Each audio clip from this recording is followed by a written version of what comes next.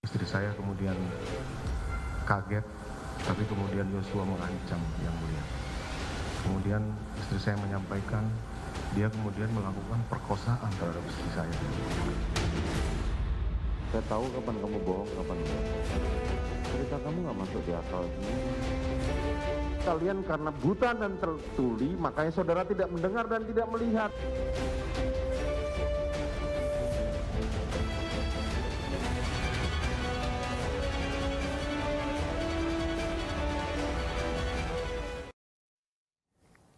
Pemirsa, terdakwa pembunuhan berencana Brigadir Yosua menyampaikan nota pembelaan atas dirinya dalam persidangan di Pengadilan Negeri Jakarta Selatan. Dalam nota pembelaan tersebut, Sambo mengaku frustasi dan putus asa selama menjalani persidangan.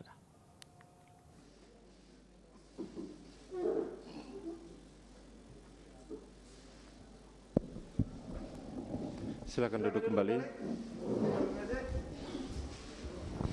Sidang perkara nomor 796 Pit B 2022 atas nama terdakwa Ferdi Sambo dinyatakan dibuka dan terbuka untuk umum.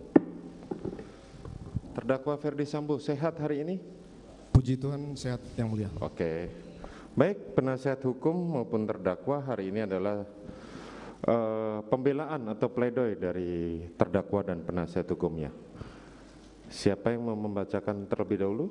Izin Yang Mulia, sebelum pembacaan pledoi pribadi yang akan dibacakan oleh terdakwa, izin kami mengajukan bukti tambahan dulu Yang Mulia. Oh, mau mengajukan bukti tambahan, silakan. Baik, terima kasih Yang Mulia. Saudara penuntut umum, tolong segera maju untuk melihat bukti tambahan tersebut.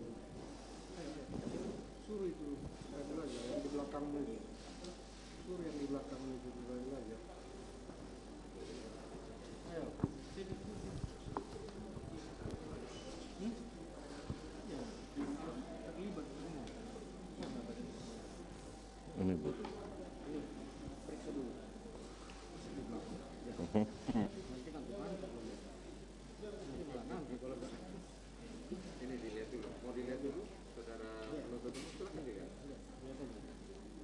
Silakan dilihat terlebih dahulu penuntut umum, dicocokkan.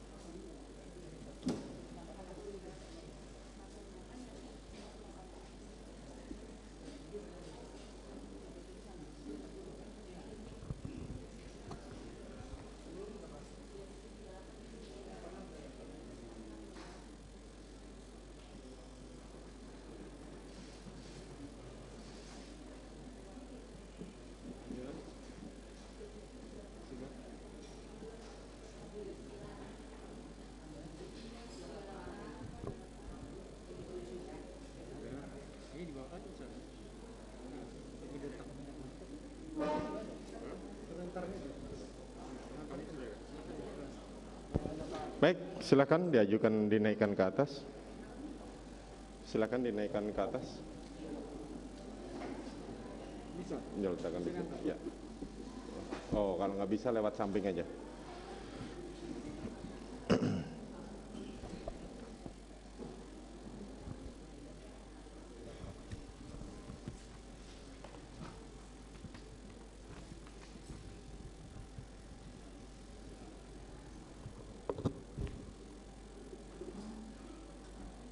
Baik, penasihat hukum silahkan. Apakah saudara terdakwa mau membacakan terlebih dahulu atau penasihat hukum? Terdakwa dulu yang mulia. Oh, baik, silahkan saudara terdakwa membacakan pembelaan saudara. Terima kasih yang mulia untuk kesempatan yang diberikan kepada saya.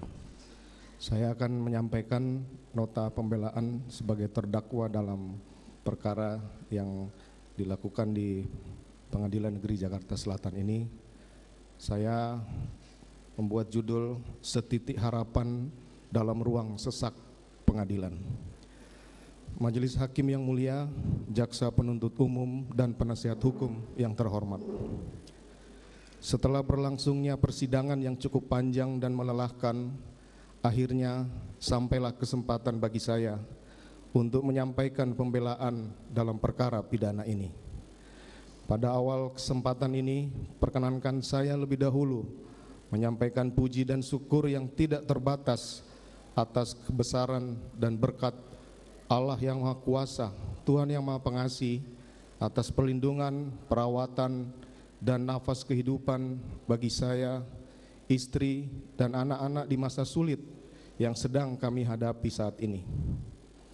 Saya juga mengucapkan terima kasih kepada Yang Mulia Majelis Hakim, penasihat hukum, dan jaksa penuntut umum yang dengan penuh kesabaran dan ketelitian telah memeriksa perkara ini semata-mata untuk menggali dan menemukan kebenaran material yang begitu penting untuk menentukan keputusan yang adil bagi semua pihak, tidak terkecuali bagi saya selaku terdakwa. Majelis Hakim yang mulia, jaksa penuntut umum, dan penasihat hukum yang terhormat.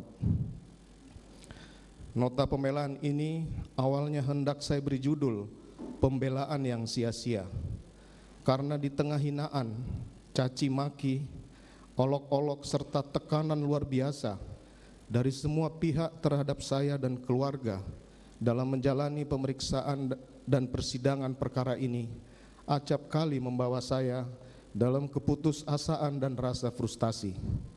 Berbagai tuduhan bahkan vonis telah dijatuhkan kepada saya sebelum adanya putusan majelis hakim. Rasanya tidak ada ruang sedikit pun untuk menyampaikan pembelaan.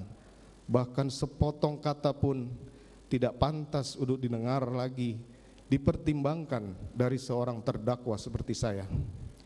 Selama 28 tahun saya bekerja sebagai aparat penegak hukum dan menangani berbagai perkara kejahatan termasuk pembunuhan. Belum pernah saya menyaksikan tekanan yang begitu besar terhadap seorang terdakwa sebagaimana yang saya alami hari ini. Saya nyaris kehilangan hak sebagai seorang terdakwa untuk mendapatkan pemeriksaan yang objektif, dianggap telah bersalah sejak awal pemeriksaan dan haruslah dihukum berat tanpa perlu mempertimbangkan alasan apapun dari saya sebagai terdakwa. Media framing dan produksi hoax terhadap saya sebagai terdakwa dan keluarga secara intens terus dilancarkan sepanjang pemeriksaan. Berikut tekanan massa baik di dalam maupun di luar persidangan yang kemudian telah mempengaruhi persepsi publik, bahkan mungkin mempengaruhi arah pemeriksaan perkara ini, mengikuti kemauan sebagian pihak, termasuk juga mereka yang mencari popularitas dari perkara yang tengah saya hadapi. Saya tidak memahami bagaimana hal tersebut terjadi, sementara prinsip negara hukum yang memberikan hak atas jaminan, perlindungan, dan kepastian hukum yang adil serta perlakuan yang sama bagi semua warga negara di mata hukum masih diletakkan dalam konstitusi negara kita. Demikian pula prinsip praduga tidak bersalah atau presumption of innocence yang seharusnya ditegakkan berdasarkan artikel 11 Deklarasi Universal Hak Asasi Manusia, artikel 14 ICCPR, serta penjelasan umum butir ketiga huruf C KUHP. Demikian pula pasal 8 ayat 1 Undang-Undang Nomor 48 Tahun 2009 tentang kekuasaan kehakiman yang menegaskan bahwa setiap orang yang dituntut dan dihadapkan di muka sidang pengadilan wajib dianggap tidak bersalah sampai adanya putusan pengadilan yang menyatakan kesalahannya. Majelis Hakim yang mulia, jaksa penuntut umum, dan penasihat hukum yang terhormat. Sejak awal saya ditempatkan sebagai terperiksa dalam perkara ini, beragam tuduhan telah disebarluaskan di media dan masyarakat. Verdi Sambo juga mencurahkan perasaan hatinya selama 165 hari berada di tahanan menjalani pemeriksaan perkara dugaan kasus pembunuhan Yosua Huta Barat. Selama itu pula Sambo merasa kehilangan kemerdekaan dalam hidup dengan berbagai hinaan dan cacian yang menimpa sepanjang menjalani persidangan. Seolah saya adalah penjahat terbesar sepanjang sejarah manusia. Saya telah dituduh secara sadis melakukan penyiksaan terhadap almarhum Yosua sejak Magelang. Begitu juga tudingan sebagai bandar narkoba dan judi, melakukan perselingkuhan dan menikah sirih dengan banyak perempuan, perselingkuhan istri saya dengan Joshua dan Kuat, melakukan LGBT, memiliki bunker yang penuh dengan uang, sampai dengan penempatan uang ratusan triliun dalam rekening atas nama Yosua, yang kesemuanya adalah tidak benar. Saya ulangi, semuanya tuduhan itu adalah tidak benar. Dan tuduhan tersebut telah sengaja disebarkan untuk menggiring opini yang menyeramkan terhadap diri saya, sehingga hukuman paling berat harus dijatuhkan tanpa perlu mendengarkan dan mempertimbangkan penjelasan dari seorang terdakwa seperti saya.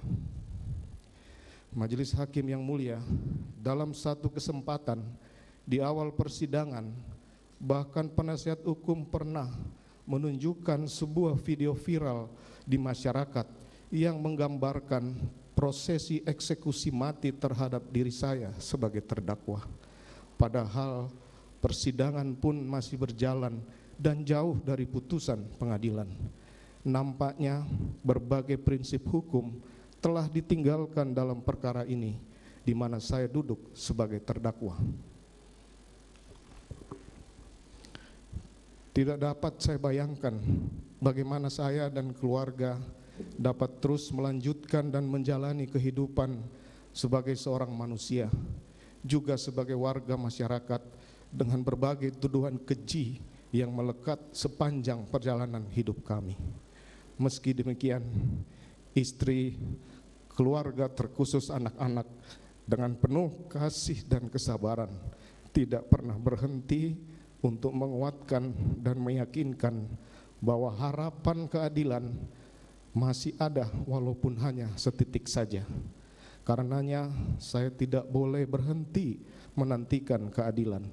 Harapan akan keadilan itu mengalir pada persidangan yang mulia ini dan akan bermuara pada kebijaksanaan majelis hakim dalam putusannya.